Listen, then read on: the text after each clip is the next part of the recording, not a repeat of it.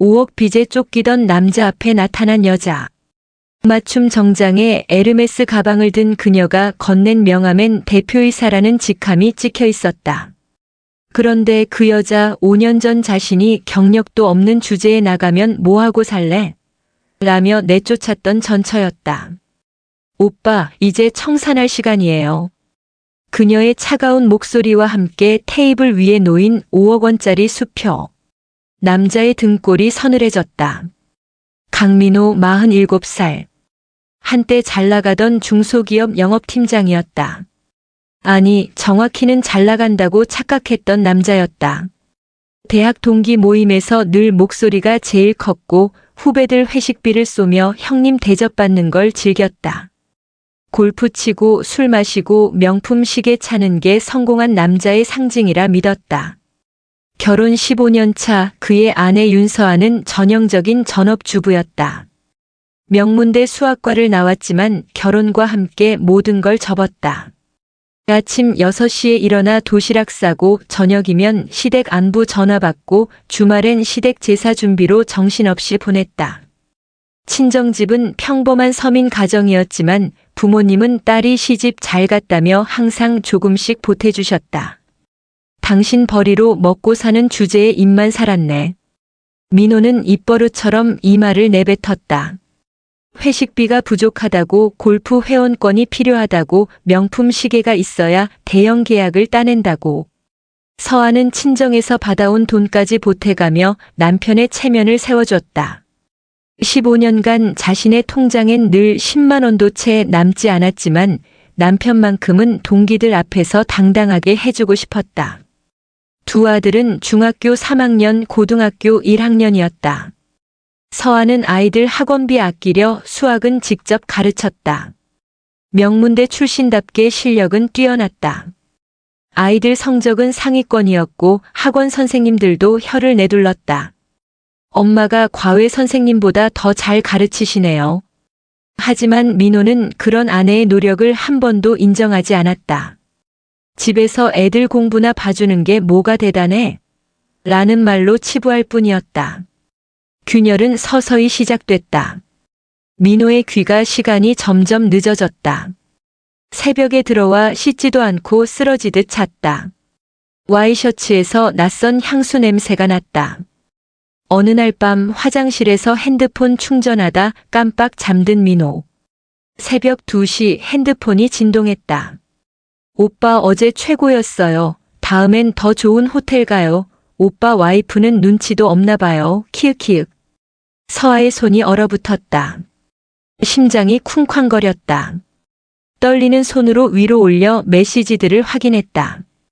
6개월치 대화 내역이 나왔다. 강남 호텔 예약, 명품 가방 선물, 제주도 여행 계획까지. 상대는 회사 신입사원 박지현. 23살. 서아의 딸뻘 되는 나이였다. 더 충격적인 건 그 다음이었다. 잠 못 이루고 뒤척이던 서아는 새벽에 일어나 서재로 갔다. 혹시 모를 다른 증거를 찾으려고. 책장 뒤편에서 발견한 서류 가방. 그 안엔 대출 서류가 가득했다. 주식 투자 실패로 3억. 후배 사업 보증으로 1억 5천. 제2금융권 대출 5천만 원. 그리고 명품 매장 영수증들. 에르메스 가방 780만 원, 까르띠에 목걸이 450만 원, 특급 호텔 스위트룸 150만 원. 모두 최근 6개월 사이에 쓴 돈이었다. 서아는 주저앉았다. 15년간 친정에서 받아온 8천만 원, 자신이 악착같이 아낀 생활비, 아이들 학원비까지 줄여가며 보탠 그 돈들이 전부 다른 여자에게 그리고 주식 도박에 날아간 것이었다. 이혼합시다. 며칠을 고민한 끝에 서아는 대출 서류와 핸드폰 캡처를 들고 민호 앞에 섰다. 민호는 처음엔 당황했다. 하지만 곧 태도가 돌변했다. 그래. 이혼하자. 근데 너 나가면 뭐하고 살 건데? 민호는 팔짱을 끼고 비웃었다. 경력 단절 15년에 이제 48이잖아. 편의점 알바도 안 뽑아줄 나이야. 애들 학비는 너 혼자 벌어서 대학 보낼 자신 있어? 제가 친정에서 가져온 돈이 8천만 원이에요. 그것만이라도 돌려주세요. 무슨 소리야? 그 돈 다 생활비로 쓴 거잖아. 너도 먹고 살았으면서 무슨 배째라 식이야? 이혼 조정 과정은 참혹했다. 민호는 재산이 없다고 잡아댔다. 오히려 5억 빚이 있으니 서아도 반은 책임져야 한다고 우겼다. 집은 이미 은행 대출 담보로 잡혀 있었고 차도 할부금이 남아 있었다. 15년간 제가 벌어온 게 없다고요? 친정에서 가져온 돈만 8천만 원이 넘어요. 제가 아껴서 보탠 생활비는요? 증거 있어? 법적으론 남편 소득으로 산 거지. 내 기업은 가사노동? 그런 거 법에 없어. 변호사도 고개를 저었다. 서아 명의로 된 재산은 단 한 푼도 없었다. 통장도 카드도 심지어 결혼 반지도 민호 어머니가 며느리가 잃어버릴까봐라며 보관하고 있었다. 전형적인 가부장적 가정에서 모든 걸 남편 손에 맡기고 산 대가였다. 6개월간의 지루한 싸움 끝에 서아가 받은 건 딱 2천만 원. 위자료 명목이었다. 이걸로 뭐하고 살래? 월세방도 못 구하겠네. 민호가 비웃듯 던진 현금 봉투. 서아는 조용히 그걸 집어들었다. 떨리는 손으로 그러나 더 이상 눈물은 나오지 않았다. 지켜보세요. 제가 어떻게 사는지. 민호는 코웃음 쳤다. 45살 경단녀가 기대할게. 서아는 두 아들을 친정에 맡겼다. 아이들은 울며 매달렸다. 엄마, 우리랑 같이 살아요. 아빠 없어도 괜찮아요. 얘들아, 엄마가 돈 벌어올게. 조금만 기다려줘. 서아는 지방 공장 기숙사로 향했다. 경기도 외곽의 자동차 부품 공장. 48배 나이에 생산직 노동자로 다시 시작하는 인생이었다. 새벽 5시 기상, 6시 출근, 밤 10시 퇴근. 컨베이어 벨트 앞에서 하루 종일 서서 부품을 조립했다. 허리는 끊어질 듯 아팠고 손엔 굳은 살이 박였다. 기숙사 좁은 방에서 라면 끓여 먹으며 아들들 얼굴을 떠올렸다. 주말엔 편의점 야간 아르바이트를 뛰었다. 잠은 하루 4시간. 그렇게 1년을 버텼다. 그런데 서아에겐 남들과 다른 점이 있었다. 15년간 집안일로 단련된 완벽주의와 꼼꼼함. 명문대 수학과 출신의 논리적 사고력. 그리고 무엇보다 잃을 게 없다는 절박함. 서아는 공장에서 불량률 제로 기록을 세웠다. 다른 직원들이 놓치는 미세한 결함까지 잡아냈다. 생산 라인을 관찰하며 공정 개선 아이디어를 노트에 적었다.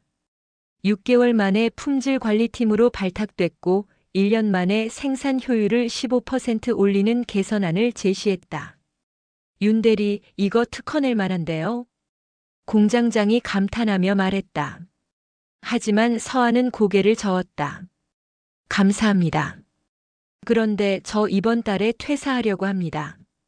서아는 2천만 원에 3년간 모은 5천만 원을 보태 총 7천만 원을 만들었다. 그리고 부도 직전에 작은 제조업체를 인수했다. 직원 5명, 낡은 기계 3대가 전부인 회사였다. 사장은 빚 때문에 도망갈 준비를 하고 있었다. 이 회사 3천만 원에 넘기세요. 빚은 제가 정리할게요. 미쳤어요? 이 회사 빚만 5천만 원인데. 제가 은행 설득해 볼게요. 대신 기술 자료랑 거래처 명단 다 주세요.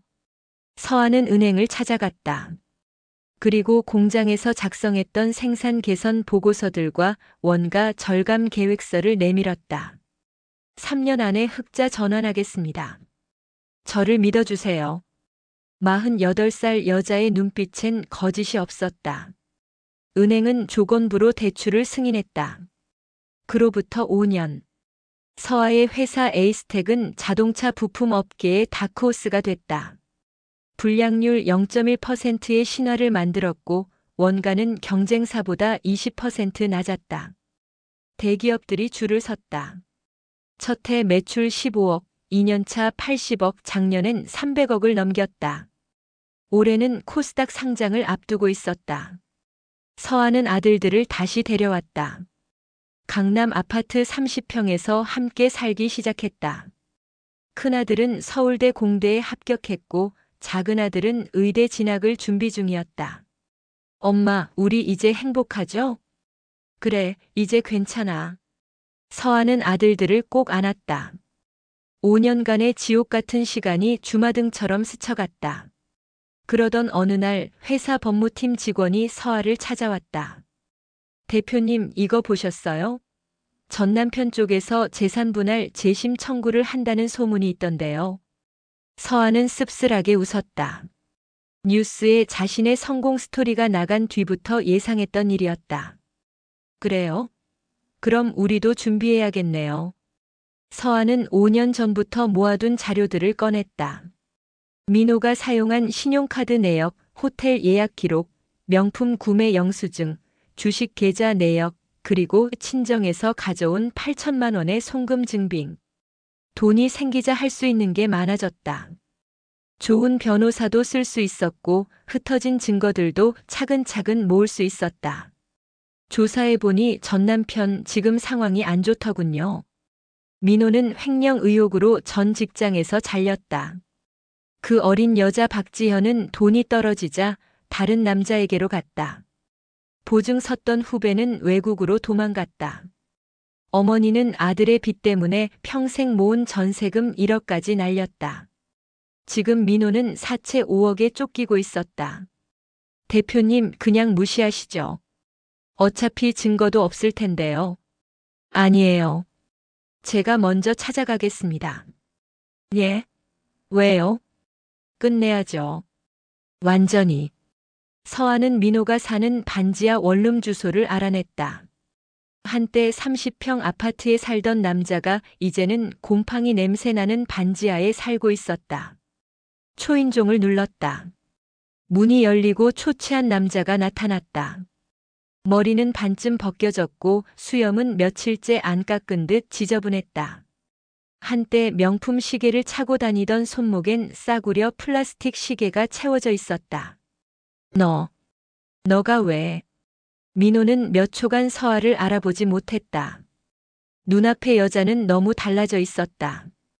고급 맞춤 정장, 샤넬백, 손목에 롤렉스. 그리고 무엇보다 달라진 건 눈빛이었다. 5년 전 절망에 떨던 눈빛은 온데간데 없고 단단하고 차가운 자신감이 빛나고 있었다. 들어가도 될까요? 할 얘기가 있어서요. 민호는 멍하니 문을 열어줬다. 서하는 냄새나는 원룸 안으로 들어섰다. 바닥엔 소주병이 굴러다녔고 싱크대엔 설거지 안 한 그릇들이 쌓여 있었다. 서하는 명함을 꺼냈다. 에이스텍 주식회사 대표이사 윤서아. 이게 뭐야? 5년 전에 오빠가 준 2천만 원 기억하세요? 그걸로 부도 직전 공장을 인수했어요. 첫 해 매출 15억, 작년엔 300억 넘겼습니다. 올해 코스닥 상장하면 제 지분 가치만 200억 정도 될 거예요. 민호의 얼굴이 새하얗게 질렸다. 입술이 파르르 떨렸다. 그래서 자랑하러 온 거야?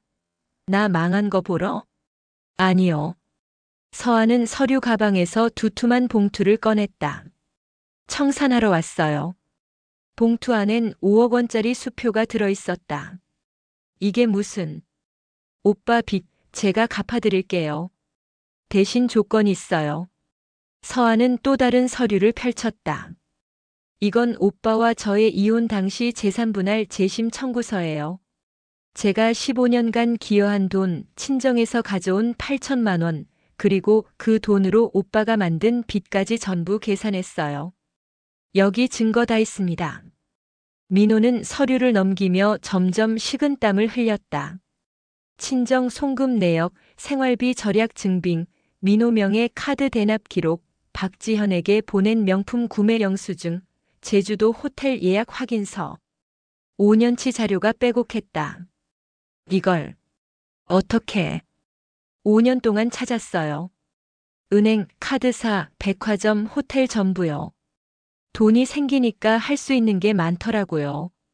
좋은 변호사도 쓰고 사설 탐정도 쓰고. 서아의 목소리는 더 이상 떨리지 않았다. 계산해 봤어요. 오빠가 제게 줘야 할 돈이 정확히 4억 7천만 원이에요. 이혼 위자료, 재산 분할, 정신적 피해 보상, 그리고 제가 친정에서 가져온 돈까지요. 그럼 왜 5억을? 이자예요. 5년치 연 6%. 정확히 3천만 원이 나오더라고요. 민호는 아무 말도 할 수 없었다. 이 수표로 오빠 빚 갚으세요. 사채업자들한테 쫓기는 거 알아요. 그리고 이 서류에 서명하세요. 오빠는 저한테 진 빚을 완전히 갚은 거예요. 이제 우리 완벽하게 남남입니다. 서아야. 내가 정말 잘못했어. 그때 내가 미쳤었어. 제발. 사과는 필요 없어요. 서아는 손을 들어 말을 막았다. 오빠 덕분에 배웠어요. 내 인생은 내가 책임져야 한다는 거. 누구한테 기대면 언젠가 무너진다는 거요. 그리고 여자도 경제력 없으면 존중받을 수 없다는 것도요. 그녀는 잠시 숨을 고르고 덧붙였다. 처음엔 복수하고 싶었어요. 오빨 무릎 꿇리고 싶었죠. 근데 공장에서 첫 월급 받았을 때 내 이름으로 된 통장에 처음 돈이 찍혔을 때 깨달았어요. 오빠 같은 사람한테 복수하느라 내 인생 쓸 이유가 없다는 거요. 서하는 자리에서 일어났다. 참 아이들 얘기는 안 꺼내는 게 좋을 거예요. 큰애는 서울대 다니면서 제 회사에서 인턴하고 있고 둘째는 의대 준비 중이에요. 둘 다 아빠 얼굴 보고 싶어 하지 않더라고요. 엄마 버린 사람이래요. 민호의 눈에서 눈물이 주르륵 흘러내렸다. 애들한테 미안하다고. 전해줘. 그건 오빠가 직접 하세요. 20년 뒤쯤에. 그때쯤이면 애들도 마음이 풀릴지도 모르죠. 서아가 문을 나서려는 순간 민호가 떨리는 목소리로 물었다. 너, 나한테 복수하려고 이렇게 성공한 거 맞지? 서아는 돌아보지 않은 채 잠시 멈췄다. 아니요. 처음엔 그랬을지도 몰라요. 분했죠. 억울했고. 밤마다 오빠 망하는 상상하면서 잠들었어요. 그녀의 목소리가 잠시 떨렸다. 근데 3년 차쯤 됐을 때 첫 대형 계약 따냈을 때요. 현대차 납품 계약서에 도장 찍는 순간 깨달았어요. 아, 나 지금 행복하구나. 오빠 생각 안 하고도 이렇게 행복할 수 있구나. 서아는 고개를 들어 천장을 바라봤다. 그때부터 오빤 제 인생에서 사라졌어요. 그냥 지나간 과거, 실수했던 시절, 그런 존재가 됐죠. 그럼 왜 여기까지 와서 완전히 끝내려고요. 혹시라도 나중에 오빠가 또 제 앞에 나타날까봐. 재산분할 재시민이 뭐니 하면서 제 인생 방해할까봐요. 서아는 드디어 민호를 똑바로 쳐다봤다. 이제 우린 완전히 끝이에요. 오빠가 저한테 진 빚도 제가 오빠한테 진 한도 전부 없어요. 깨끗이 정리됐어요. 서아야. 그리고 오빠 한 가지만 기억하세요. 서아의 눈빛이 차갑게 빛났다. 당신이 그때 2천만 원 던지면서 이걸로 뭐하고 살래? 라고 비웃었을 때 전 이미 결심했어요. 당신보다 100배 잘 살아주겠다고. 그리고 해냈어요. 민호는 아무 말도 할 수 없었다. 서아는 마지막으로 한마디를 남겼다. 혹시 힘들면 연락하세요. 제 회사 경비 자리 하나 있어요. 월 230만 원 정도 되는데 오빠 나이면 할만할 거예요. 그 말이 칭찬인지 모욕인지 민호는 알 수 없었다. 원룸 문이 닫혔다. 민호는 손에 든 5억 원 수표를 멍하니 바라봤다. 목숨을 구해준 돈이었지만 그 어느 때보다 무겁고 차가웠다. 창밖으로 보이는 서아의 뒷모습. 그녀는 벤츠 S클래스에 올라탔고 운전기사가 공손하게 문을 닫아줬다. 차는 천천히 출발해 골목을 빠져나갔다. 민호는 무릎을 꿇고 주저앉았다. 5억이 손에 있는데 왜 이렇게 비참한지, 목숨을 구했는데 왜 이렇게 허무한지, 그는 그제야 깨달았다. 자신이 잃어버린 건 돈이나 명예가 아니었다. 구독과 좋아요는 영상 제작에 큰 힘이 됩니다. 감사합니다.